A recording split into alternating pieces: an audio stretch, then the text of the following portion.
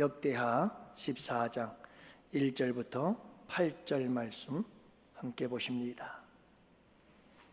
구약성경 673쪽 역대하 14장 1절부터 8절, 이제 우리 다 같이 함께 한 목소리로 말씀 받들어 읽겠습니다.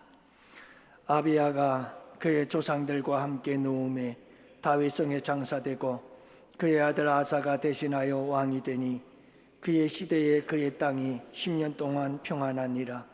아사가 그의 하나님 여호와 보시기에 선과 정의를 행하여 이방 제단과 산당을 없애고 주상을 깨뜨리며 아세라상을 짓고 유다 사람에게 명하여 그 조상들의 하나님 여호와를 찾게 하며 그의 율법과 명령을 행하게 하고 또 유다 모든 성읍에서 산당과 태양상을 없애매 나라가 그 앞에서 평안함을 누리니라. 여호와께서 아사에게 평안을 주셨으므로 그 땅이 평안하여 여러 해의 싸움이 없는지라. 그가 견고한 성읍들을 유다에 건축하니라. 아사가 일찍이 유다 사람에게 이르되 우리가 우리 하나님 여호와를 찾았으므로 이 땅이 아직 우리 앞에 있나니 우리가 이 성읍들을 건축하고 그 주위에 성곽과 망대와 문과 빗장을 만들자. 우리가 주를 찾았으므로 주께서 우리 사방에 평안을 주셨느니라 하고 이에 그들이 성읍을 형통하게 건축하였더라. 아사의 군대는 유대 중에서 큰 방패와 창을 잡는 자가 30만 명이요 베냐민 중에서 작은 방패를 잡으며 활을 당기는 자가 28만 명이라. 그들은 다 큰 용사였더라. 아멘.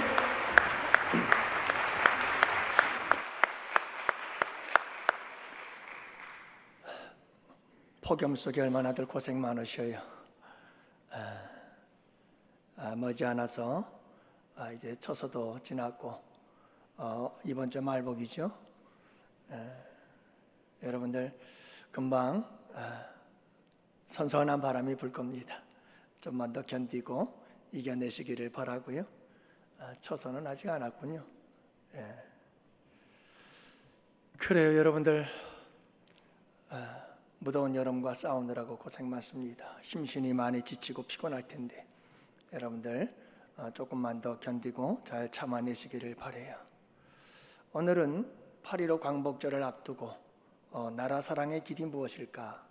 우리가 다시 한번 믿음의 사람으로서 지난날 우리 나라에 대해서 우리가 어떻게 살아왔으며 앞으로 우리가 어떻게 살아야 할까 한번 살펴보고 돌아보고 애국하는 길이 무엇인지 또 우리나라가 어떤 나라가 되어야 될지 함께 살펴보면서 은혜의 시간을 가지려고 합니다. 일본은 2차 세계대전의 한 추축으로 아시아에서 전쟁을 일으키게 됩니다. 한국은 물론이고 중국도 물론이고 필리핀과 모든 아시아 나라들은 이 일본의 침략에 대항할 힘이 없었습니다. 그리고 이 침략을 물리칠 만한 힘도 없었습니다. 이와 같은 상황 속에서 일본은 승승장구하지요. 그러나 참 다행스럽게도 미국과 연합군이 나서기 시작했습니다. 사실 아시아 지역과 일본, 이 동남아 전쟁 속에 미국과 유럽은 별로 이해관계가 없는 전쟁이었습니다.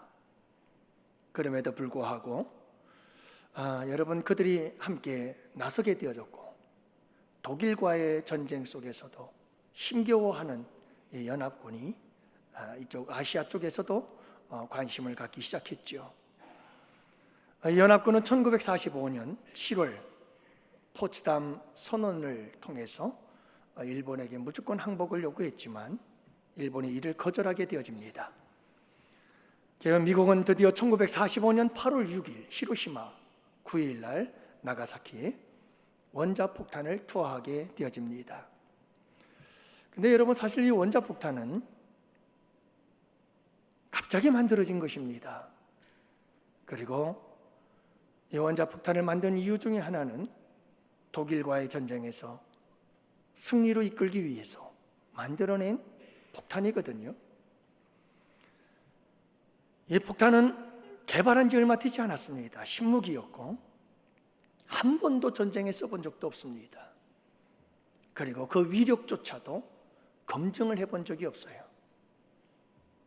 그런데 여러분, 히로시마와 나가사키의 원자폭탄이 투하되자 그 피해는 상상을 초월한 어마어마한 피해를 입게 되어집니다. 일본 천황은 아무런 조건 없이 무조건 항복을 선포하게 되고 말죠. 여러분들 한번 생각해 봅시다. 왜 하필이면 그때에 이 원자폭탄이 개발이 됐을까? 연합군의 입장에서 볼 때 독일에 사용해야 될 이 원자폭탄이 왜 일본에 투하가 되어졌을까? 또한 여러분, 일본은 1945년 8월 18일 조선의 모든 기독교인들을 향해서 무서운 음모를 준비하고 있었다고 합니다. 당시 총독부가 일본에 올린 보고서에 의하면 조선에는 죽음을 두려워하지 않는 40만의 군대가 있는데 그것은 바로 예수교도들입니다 라는 보고서가 올라갔고, 이 보고서를 받은 일본에서는 비밀리에 40만의 조선 그리스도인들을 다 살해하는 무서운 음모를 꾸미고 있었다고 합니다. 하지만 이 음모가 실행되기 3일 전 8월 15일 일본은 항복을 하게 되어졌던 거죠. 마치 하나님께서 이스라엘 백성들을 애굽에서 해방시키고 그들을 자유를 주기 위해서 하나님은 바로 왕에게, 애굽에게 10가지의 재앙을 쏟아 부으시고 그들을 해방시키고 자유케 하셨던 것처럼 하나님께서는 이 나라 이 민족의 자유와 해방을 위해 일본의 원자폭탄이라고 하는 무서운 무기를 개발하게 하시고 사용하셔서 대한민국, 이 나라 이 땅에 해방과 자유의 기쁨을 주시지 않았을까요? 우리가 믿음의 눈으로 볼 때 이것은 전적으로 하나님께서 하신 일이요, 하나님의 도우심이고 하나님의 역사였음을 믿습니다. 열방의 통치자이신 하나님, 그 하나님은 오늘도 변함없이 대한민국, 우리의 나라를 사랑하고 있음을 믿습니다. 그리고 대한민국이 평안함 가운데 든든히 서가서 이 마지막 날에 제사장 나라가 되어서 하나님의 거룩한 사명을 감당하는 복된 나라, 부강한 나라가 되기를 원하시는 줄 믿습니다. 여러분이 이렇게 평안을 누리는 복된 나라가 되는 것, 이것은 하나님께서 바라심이요 또 우리 모두의 소망이 아닐까요? 정치, 경제, 사회, 문화, 스포츠, 외교 모든 분야에 있어서 아름다운 감동의 이야기들이 꽃피워지고 온 국민들은 행복하고 기뻐하며 살아가는 대한민국, 여러분, 이 평화를 누리는 행복한 대한민국을 후손들에게 넘겨주는 이와 같은 아름다운 나라, 이것이 우리가 꿈꾸는 대한민국이 아니길까요? 그렇다면 여러분, 이런 대한민국을 누가 만들 수 있을까요? 어떻게 만들 수 있을까요? 궁극적으로는 하나님이 하십니다. 그러나 그 하나님은 오늘도 우리를 통해서 일하시기를 원하십니다. 이 땅의 그리스도인들을 통해서 일하시기를 원하시고 이 땅의 한국 교회들을 통해서 하나님은 이 나라를 복된 나라로 만들어 가기를 원하시는 줄 믿습니다. 그렇다면 여러분, 우리가 어떻게 이 나라를 아름답고 복된 나라로 세워갈 수가 있을까요? 그리스도인으로서 이 나라를 복된 나라로 세우는데 우리는 어떻게 애국자가 될 수가 있는 걸까요? 오늘 본문의 말씀을 통해서 함께 살펴보면서 여러분, 나라에 대한 우리의 마음이 새로워지기를 바라고 우리를 통해서 하나님께서 이 대한민국의 새 역사를 이루어갈 수 있게 되기를 원합니다. 먼저 여러분, 우리가 함께 생각해 봐야 될 것은 본문의 역사적 배경입니다. 하나님께서 이스라엘 백성들을 애굽에서, 이집트에서 그들을 해방시켜 주십니다. 그리고 그들을 광야 40년 동안의 길을 통해서 가나안 땅으로 이끄시죠. 출애굽 시대가 진행되어지고, 그리고 여러분, 가나안 땅에 들어가기 전 정복 시대가 시작되어집니다. 그래서 가나안 땅의 족속들을 점령하고 그리고 가나안 정복을 시작하게 되어집니다. 정복 시대, 그 정복 시대가 이루어지고 가나안 땅을 다 차지한 이후 이제 이 가나안 땅에는 사사 시대가 시작이 되어집니다. 그래서 사자들이 통치하고 다스리는 시대가 다가오지요. 자, 이 사사 시대, 사무엘을 마지막 사사도로 하고 사사 시대는 저물어지고, 그리고 새로운 시대가 돌아오게 되는데 왕정 시대가 돌아와서 왕들이 통치하고 다스리는 시대가 돌아오게 되어집니다. 그렇게 남쪽 유다와 북쪽 이스라엘은 한 나라가 되어져서 함께 통일 왕국 시대를 이루게 되어지고 왕의 통치로 들어가게 되어지는데, 첫 번째 왕이 사울 왕, 둘째 왕이 다윗 왕, 그리고 세 번째 왕이 솔로몬. 이 솔로몬 왕을 마지막으로 이 통일 왕국 시대는 또 끝이 나게 되어집니다. 그리고 나서 이스라엘은 북쪽 이스라엘, 남쪽 유다, 10지파, 2지파 그렇게 나누어져서 분열이 되고 맙니다. 그래서 그 다음부터 다시 분열 왕국 시대가 시작이 되어지는데, 여러분, 이 분열 왕국 시대 남쪽 유다의 첫 번째 왕이 르호보암, 두 번째 왕이 아비야, 그리고 세 번째 왕이 바로 아사라고 하는 왕이었습니다. 여러분, 오늘 본문의 이야기가 바로 이 유다의 세 번째 왕, 분열 왕국 시대 유다 나라의 세 번째 왕이었던 아사 왕의 이야기인 것을 알 수가 있습니다. 여러분, 이 아사 왕이 통치하는 10년 동안 오늘 본문은 끊임없이 반복해서 말합니다. 하나님께서 평안을 주셨더라, 평안을 누렸더라, 계속해서 반복하고 있지요. 1절 말씀을 보면 그 땅이 10년 동안 평안하니라. 5절 말씀해 보니까 나라가 그 앞에서 평안함을 누리니라. 6절 말씀, 여호와께서 아사에게 평안을 주셨으므로 그 땅이 평안하였다. 7절 말씀에도 보니까 주께서 우리 사방에 평안을 주셨느니라. 온통 여러분, 이 유다 나라에 평안이 임하는, 평안을 누리는 복된 나라가 되었음을 보게 되어집니다.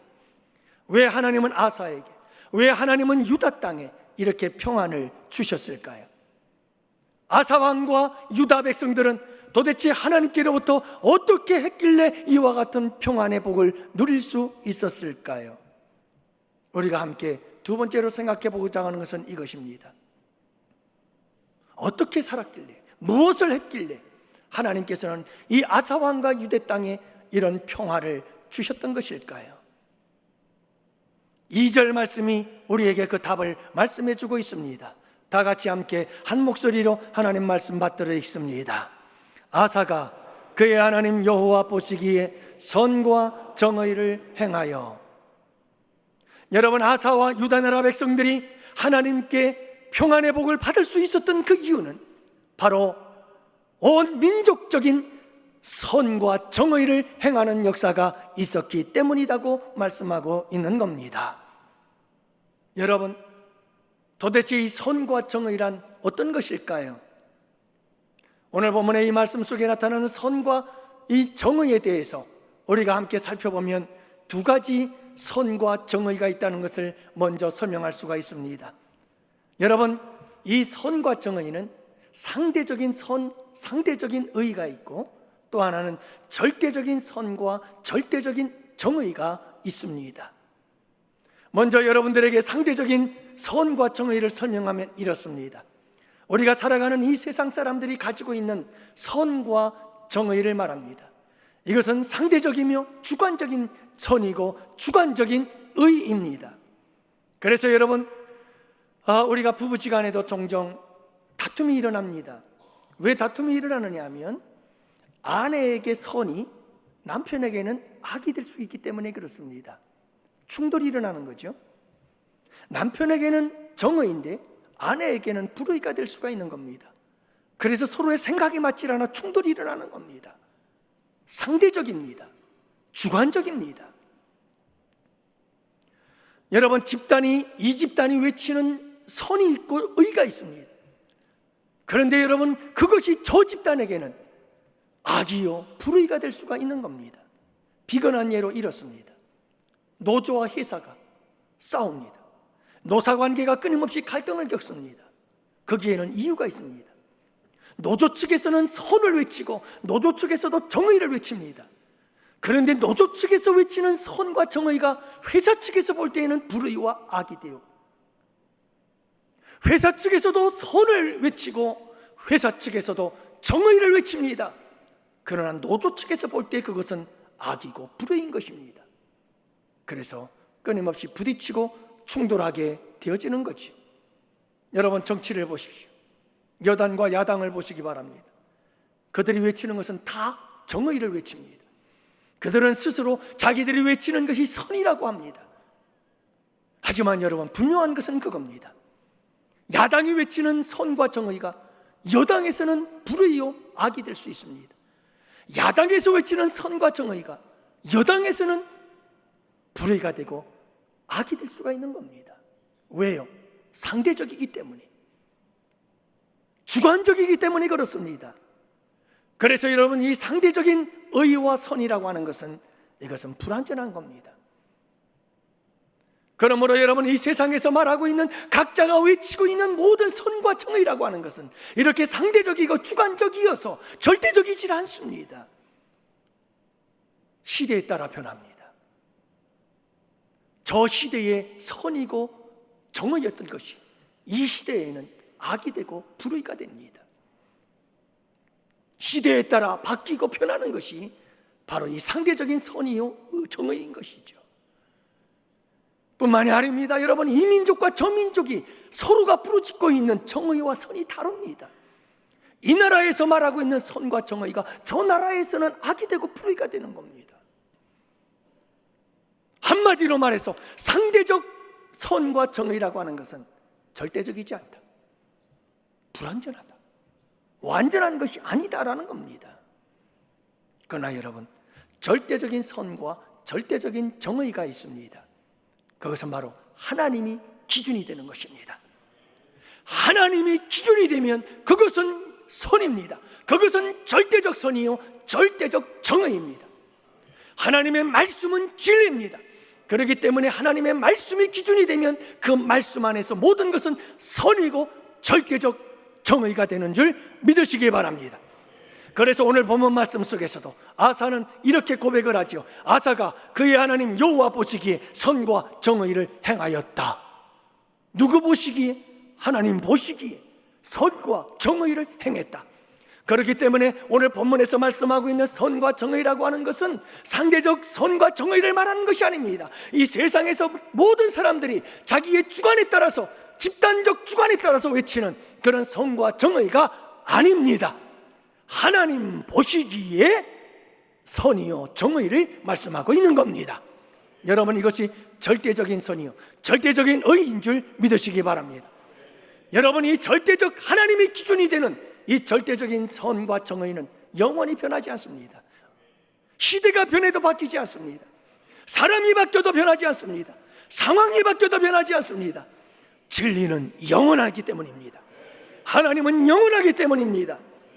그래서 여러분, 오늘 이 말씀 속에서 우리 주님께서 여러분, 이 아사 왕이 하나님 앞에 하나님 보시기에 선과 정의를 행함으로 평안을 주셨다고 말씀하고 있는데요, 그렇다면 하나님 여호와 그분께서 보시기에 행했던 선과 정의는 어떤 것이었을까? 좀 더 구체적으로 우리가 함께 살펴보기를 원합니다.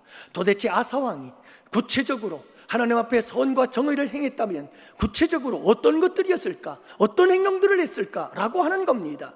두 가지 의미를 생각해 볼 수가 있습니다. 하나는 소극적 의미요, 또 하나는 적극적 의미에서 생각해 볼 수가 있습니다. 첫 번째로 여러분, 소극적 의미입니다. 3절 말씀을 다 같이 함께 보시죠. 우리 함께 3절 말씀을 보십니다. 이방 제단과 산당을 없애고 주상을 깨뜨리며 아세라상을 찍고, 여기에 있습니다. 여러분, 아사왕이 하나님 보시기에 선과 정의를 행했다고 했는데 도대체 그게 무엇일까? 바로 여기에 있습니다. 이방의 제단과 산당을 없애고 주상을 깨뜨리며 아세라상을 찍었다. 가나안 땅은 농경 문화를 가지고 있었습니다. 그렇기 때문에 농경 문화 속에서 수많은 우상들을 만들었습니다. 제단을 만들고 산당을 세우고 그곳에서 우상 숭배를 하고 있었습니다. 이런 우상 숭배는 하나님이 가장 싫어하는 거였죠. 하나님이 가장 미워하는 것이 우상 숭배였습니다. 그래서 십계명에 보면 첫 계명이 너는 나 외에 다른 신을 내게 두지 말라. 이게 첫 번째 하나님의 선언입니다. 그만큼 하나님은 우상 숭배를 미워하고 싫어하시는 겁니다. 하나님은 이 세상에 이 땅의 죄악들을 미워하고 싫어하시는 겁니다. 아사 왕은 하나님이 가장 싫어하고 가장 미워하는 이와 같은 우상과 죄악들을 다 깨뜨리고 찢고 없애버렸다. 이것이 하나님 보시기에 선이요, 이것이 하나님 보시기에 절대적 정의였다라고 하는 겁니다. 그러므로 하나님께서 여러분 아사와 유대 땅에 평안을 주신 줄 믿습니다. 두 번째 의미, 적극적 의미입니다.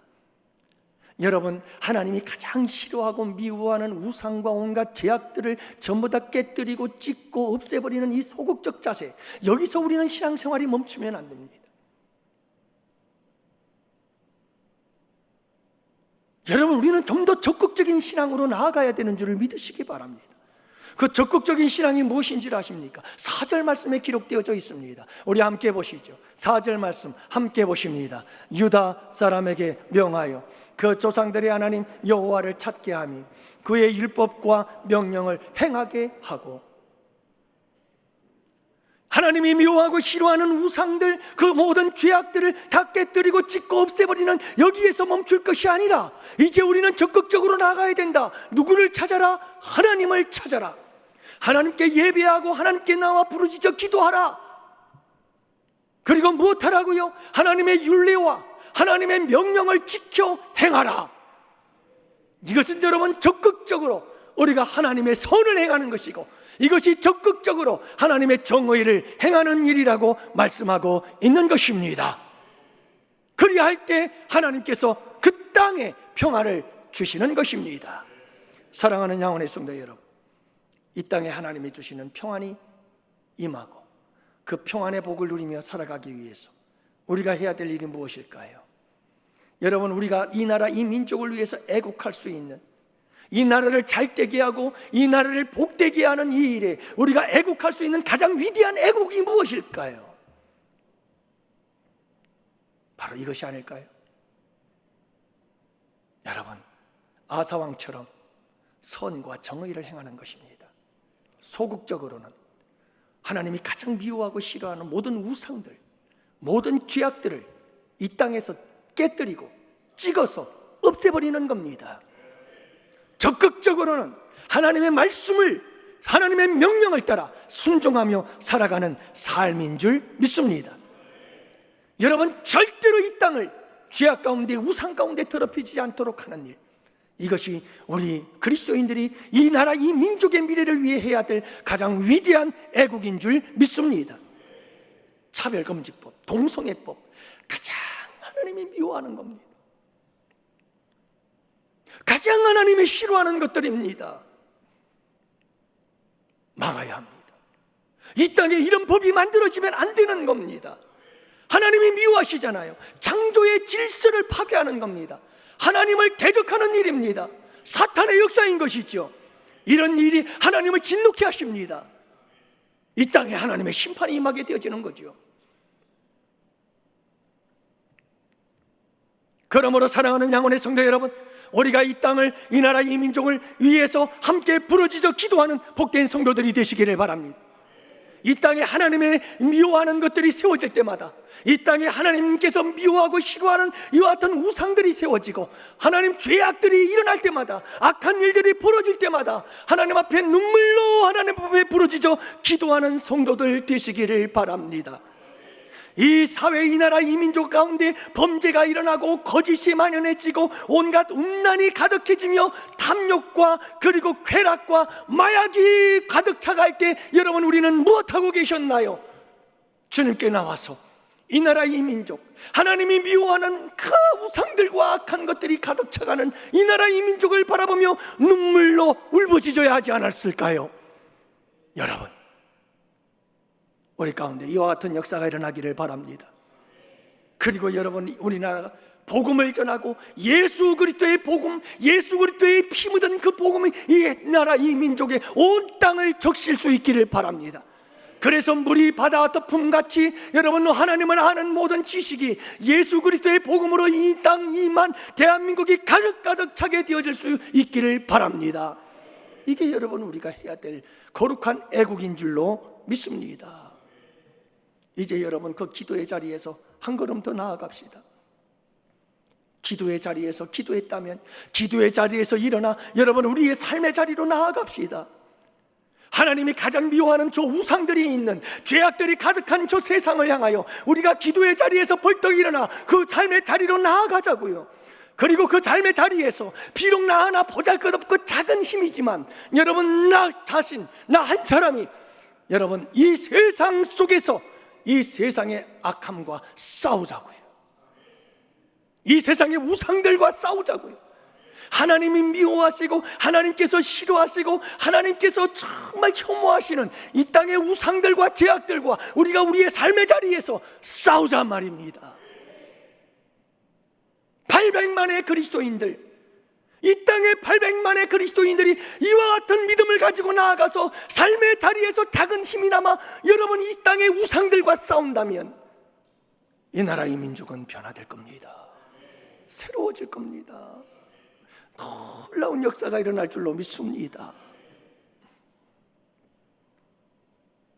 한 가지 더 합시다.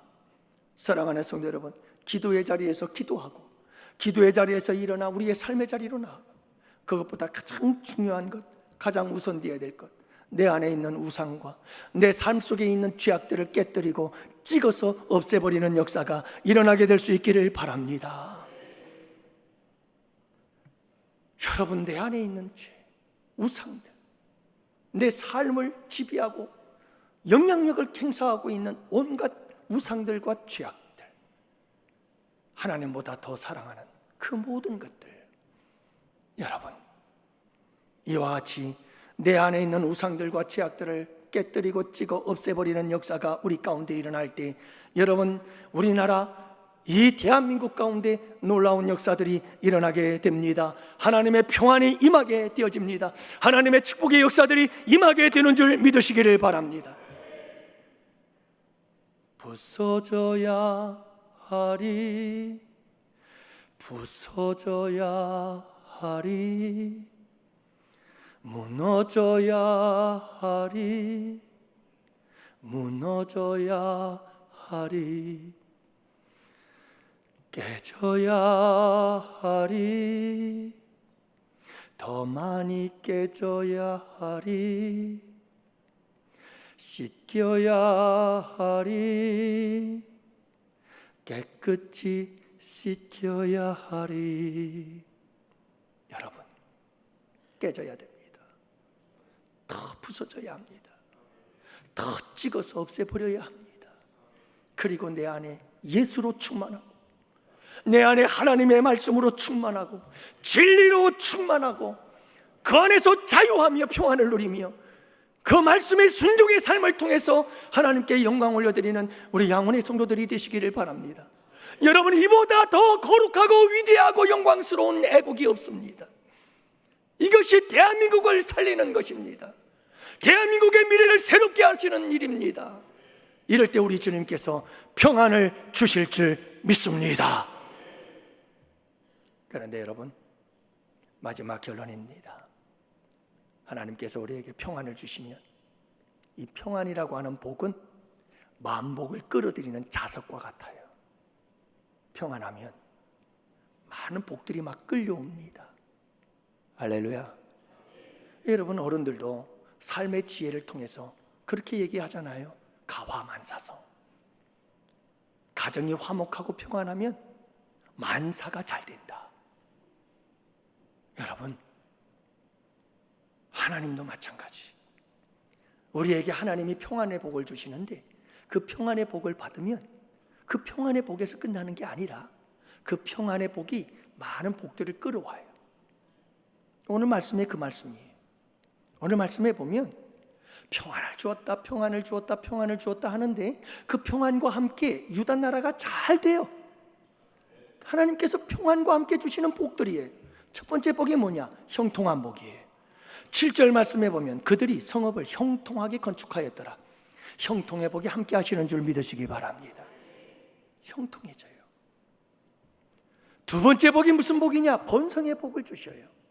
그래서 여러분 6절의 말씀해 보면 견고한 성읍들을 유다에 건축하기 시작했다고 말합니다. 그 외에도 끊임없이 성벽과 문빗장을 만들고 끊임없는 발전과 성장의 역사를 이루어가는 모습이 오늘 본문 속에 기록되어 있지 않나요? 번성의 복이에요. 잘 되는 복이에요. 평안할 때 잘 됩니다. 여러분들의 인생을 돌아보십시오. 내 마음이 불안하고 초조하고 조급하고 그럴 때 여러분 어떤 일들을 행해서 잘된 일이 있나요? 항상 우리의 마음이 평안할 때, 우리의 마음이 안정이 되었을 때, 그때 우리가 시도하고 준비하고 계획하고 진행하는 모든 일들마다 형통하고 잘 되는 줄로 믿습니다. 평안이 복을 주십니다. 사랑하는 양훈의 성도 여러분, 하나님께서 우리에게 평안의 복을 주실 때 우리는 그 평안함 속에서 번성의 복을 누리게 됨을 믿으시기를 바랍니다. 세 번째로는 강성한 나라가 되어지는, 강하게 되어지는 복을 더해 주십니다. 그래서 7절과 8절 말씀해 보면 여러분 군대에 대해서 이야기를 하고 있습니다. 강력한 국방력을 가지고 강한 나라가 되어지는 유다의 모습을 우리에게 보여주고 있습니다. 어떠니까요? 평안하니까요. 평안하니까. 우리나라가 이 방산업, 방위 산업 분야에 있어서 굉장히 많은 발전을 이루고 있어요. 그래서 세계적으로 여러 나라에 이렇게 무기들을 수출을 하고 있지요. 아주 탁월한 기술과 재능과 능력을 가지고 무기들을 만들어서 세계에 판매를 하고 있어요. 근데 여기에 기독교적 윤리의 문제를 들고 나오면 아주 또 많은 토론을 해야 되는 상황이긴 합니다만 그런 건 접어두고 어쨌든 간에 중요한 것은 우리나라가 이제 자주국방을 이루어 가는구나 하는 그런 마음에 참 기쁨이 있습니다. 이제 우리나라가 스스로 무기들을 만들어내죠. 탱크를 만들어내고 자주포를 만들어내고 심지어 비행기를 만들어내고 마하로 달리는 비행기를 만들어. 참 여러분 우리나라의 기술이 그렇게 발달했고 이제 우주선을 쏘아 올리고 여러분 이와 같이 우리나라가 점점 부강한 나라가 되고 있구나 하는 것을 보게 됩니다. 하지만 여러분 아직도 멀었잖아요. 우리나라가 평안할 때 그 평안함 속에서 우리나라는 더욱더 강력한 나라로 발전하고 성장해 갈 줄 믿습니다. 사랑하는 성도 여러분, 우리에게 이와 같은 아름다운 미래를 만들기 위해 우리 다 같이 아사왕과 같이 종교 개혁의 역사를 함께 이루어 갑시다. 개혁의 역사, 대한민국을 위한 가장 위대한 애국, 여러분 꼭 잊지 마십시오. 하나님 보시기에 선과 정의를 행합시다. 어떤 선과 정의가 어떤 것이죠? 우상을 타파하는 거예요. 죄악들을 깨뜨리고 찍어서 없애버리는 거. 여러분 그러면 됩니다. 그러면 하나님이 평안을 주십니다. 그러면 하나님이 번성과 형통과 강한 나라가 되게 하시는 역사를 주십니다. 이 원리를 잊지 마세요. 여러분 성경은 원리입니다. 원리, 하나님 나라의 원리, 하나님의 원리, 축복의 원리, 이 원리를 잊지 마세요. 오늘 말씀도 원리가 아니에요. 어떤 원리인데요? 아사왕이 하나님 보시기에 선과 정의를 행했더라. 그랬더니 하나님께서 무엇했더라? 평안을 주시고 평안과 함께 형통과 번성과 강함을 그 나라에 주셨더라. 이게 원리예요. 인과 원인이 있고 결과가 있는 거예요. 하나님의 원리에 모두가 그런 건 아니지만 분명한 이런 원리를 우리에게 제시해 주고 있잖아요. 사랑하는 성도 여러분, 우리가 해야 될 일은 분명해요.